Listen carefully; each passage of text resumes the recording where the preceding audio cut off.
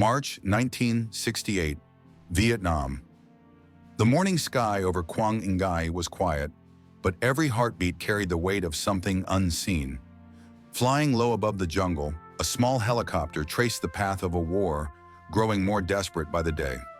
Inside sat three men: pilot Hugh Thompson Jr., gunner Lawrence Colburn, and crew chief Glenn Andreotta, focused, alert, unaware that their next decisions would echo through history. Their orders were simple: scout enemy movements and report back. But what they were about to witness would leave a scar far deeper than any battlefield wound. On the ground, soldiers from Charlie Company moved with purpose toward the village of My Lai. Whispers had spread. This was a place where danger waited in silence. Among the boots in the mud was Paul Simmons, a new recruit trying to steady his hands, walking beside seasoned fighters like Sergeant William Calley, whose gaze was fixed, unreadable. What unfolded next wasn't part of the mission. It was something darker, something no training could prepare them for. This is more than a war story. It's a story about conscience, sacrifice, and the quiet bravery of those who choose to protect, even when it means standing alone. Welcome to the channel. If you believe these stories should never be forgotten, join us. Subscribe now and turn on notifications to help keep every memory, every voice, and every truth alive. Now, without further delay, let's get straight to the point. As the helicopter hovered above My Lai, something felt off. There were no signs of resistance, no gunfire, no hidden threats in the trees. What Thompson saw instead was something that didn't fit the mission. Bodies scattered across the ground. Some were clearly not soldiers, too small, too fragile. Women, children, elderly villagers. Smoke curled into the air from burning homes, and in the distance he noticed a group of civilians being herded together by American troops. It didn't look like an evacuation. It felt wrong, deeply wrong. Driven by instinct and confusion, Thompson guided the helicopter down into a nearby clearing. The moment the skids touched the earth, he jumped out and ran toward the nearest officer. He asked what was happening, trying to make sense of the scene. But the answers were cold. One soldier looked at him and said without emotion, "We're just cleaning things up, sir." Back in the air, Glenn Andreotta leaned over the side of the chopper and pointed.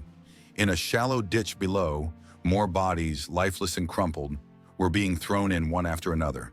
The scale of what they were witnessing was too much to ignore. Each second in the sky brought a deeper sense of dread.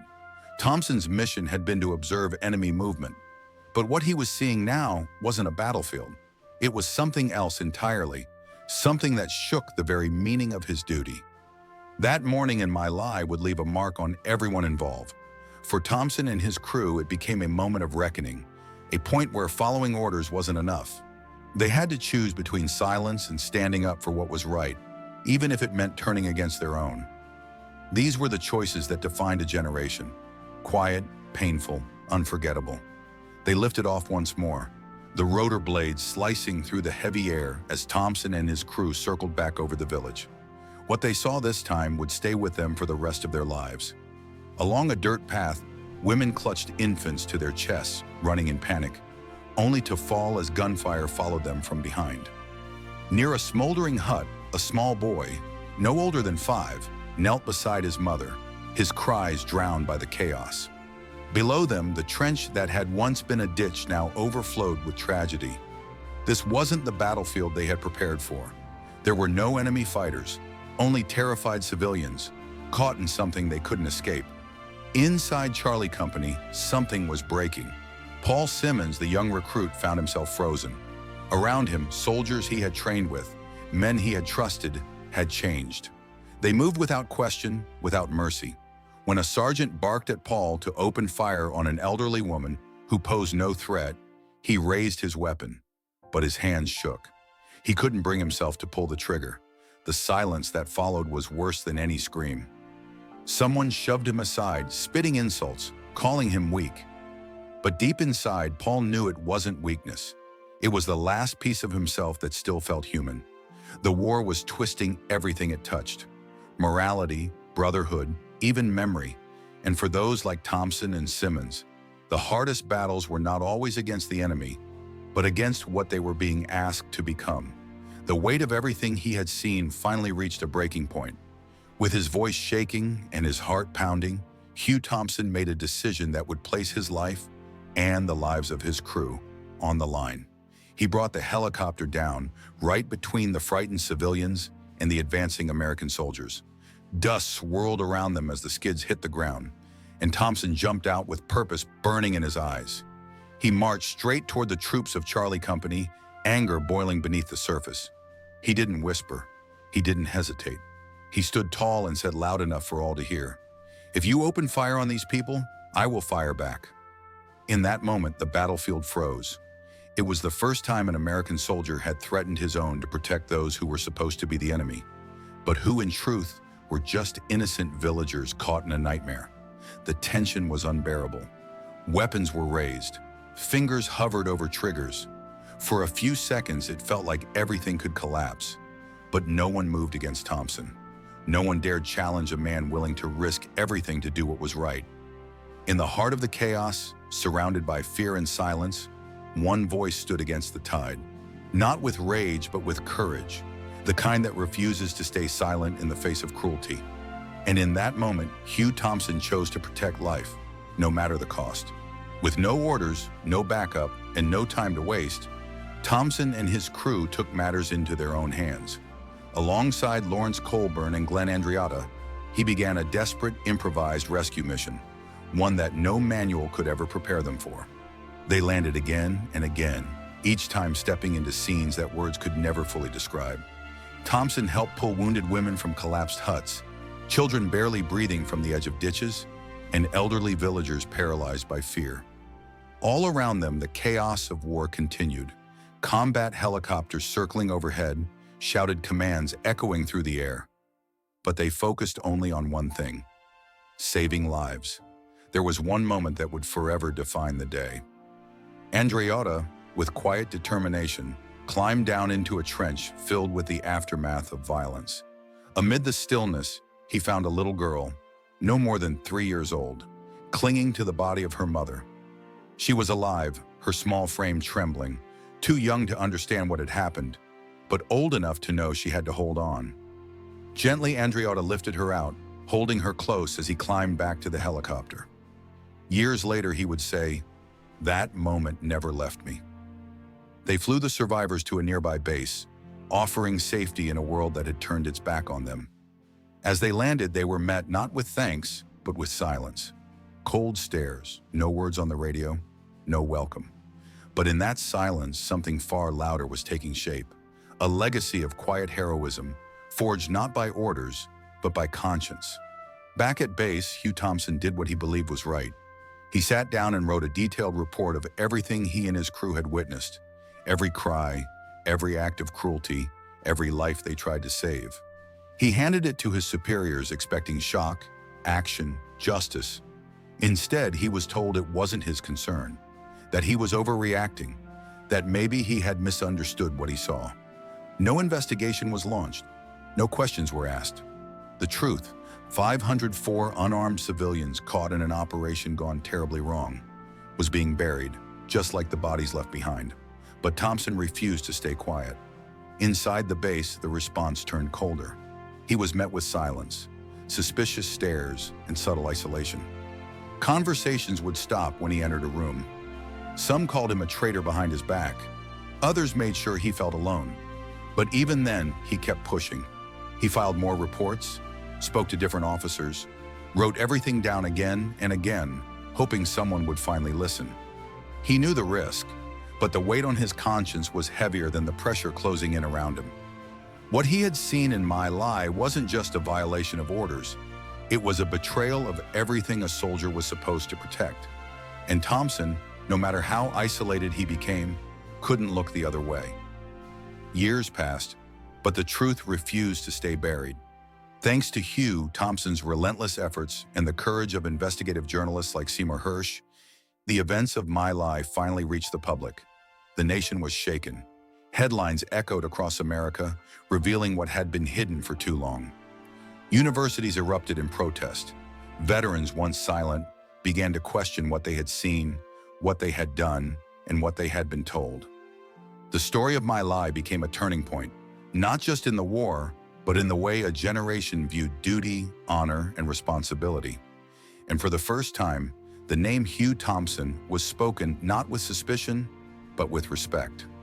No longer labeled a traitor, he was recognized as a man who had done what few dared to do: stand against injustice from within. But courage has its price. Thompson faced threats to his life. Letters, whispers, phone calls meant to silence him. Within the military, many turned their backs on him. His career, once full of promise, was quietly pushed aside. Promotions stalled. Invitations stopped coming. Still, he never wavered. He had done what his heart demanded, even when the cost was high. Because for Hugh Thompson, silence had never been an option, and the truth was worth every step he took to make it heard. Though he never fired a single shot that day, Hugh Thompson carried the weight of Vietnam with him for the rest of his life. The ghosts didn't vanish when the mission ended. They stayed with him. The sight of the trenches, the motionless bodies, the eyes of the little girl clinging to her mother, they became a part of him. In later interviews, he would speak with quiet honesty. "I did what I believed was right, but no one walks away from that place untouched." The scars weren't always visible, but they ran deep. Glenn Andreatta, who had reached into that trench to rescue the girl, would lose his life in combat just weeks later. Lawrence Colburn would go on to dedicate himself to peace, often standing beside Thompson to tell their story. Not for recognition, but to remind the world of what must never be repeated. And Paul Simmons, the young recruit who couldn't bring himself to follow orders that day, kept a journal.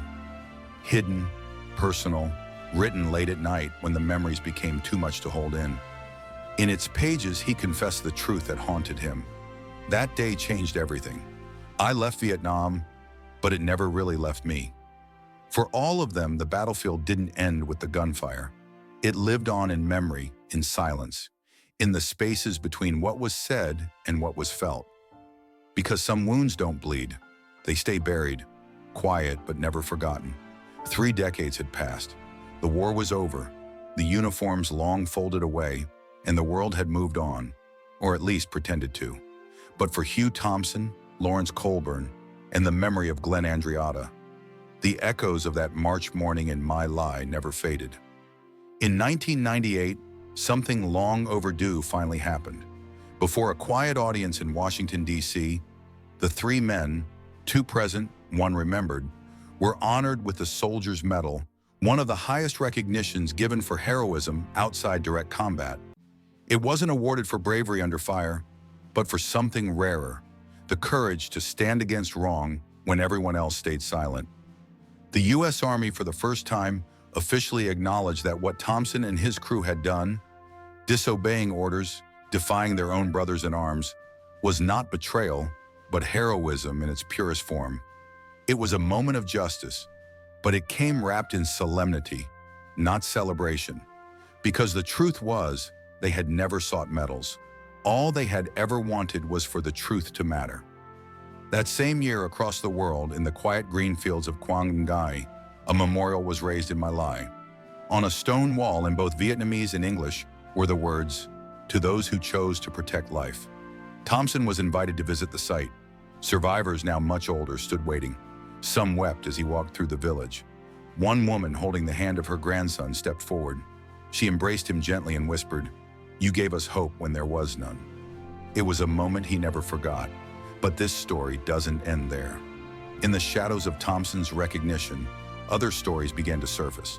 Stories of soldiers who had hesitated, walked away, or tried, in quiet ways, to resist the current of violence that day. One such man was Michael Bernal, a radio operator assigned to a nearby unit.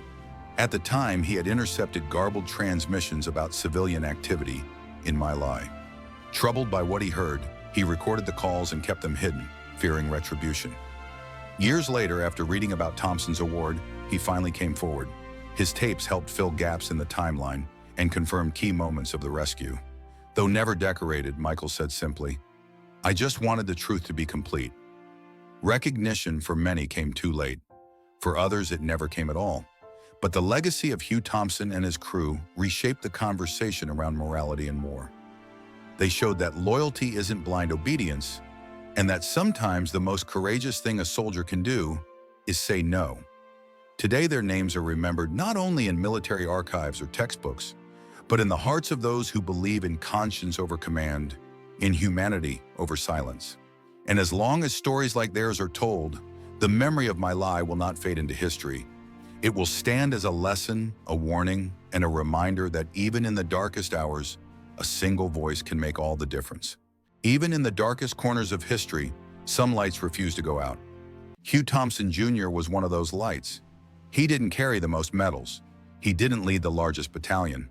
But his name lives on, not because of what he destroyed, but because of what he chose to protect. In a world where orders often silence conscience, Thompson listened to something deeper. He showed us that true courage isn't just about facing danger. It's about standing alone when everyone else turns away. It's about protecting what's right, even when it means going against your own. Today, his story is told not as a tale of war, but as a lesson in humanity. His name is spoken in classrooms, in military academies, and among those who believe that integrity should never be a casualty of conflict. He is remembered not for how many he fought, but for the lives he saved. In his final interview, just months before he passed, he said something that still echoes. If you see something wrong, you have an obligation to stop it, even if you're the only one who will. That is the heart of a true hero. Did you already know this story? What would you have done in his place? What other stories about soldiers and veterans should be told? Let us know in the comments. Your voice matters. If this story moved you, don't let it be forgotten. Subscribe to the channel and turn on notifications to hear more powerful stories of courage, sacrifice, and humanity. And if you believe that some stories deserve to live forever, leave a like, share this video, and be part of keeping these memories alive. We'll see you in the next story. Until then, remember, some heroes don't wear capes. They wear silence, scars, and the weight of doing what's right.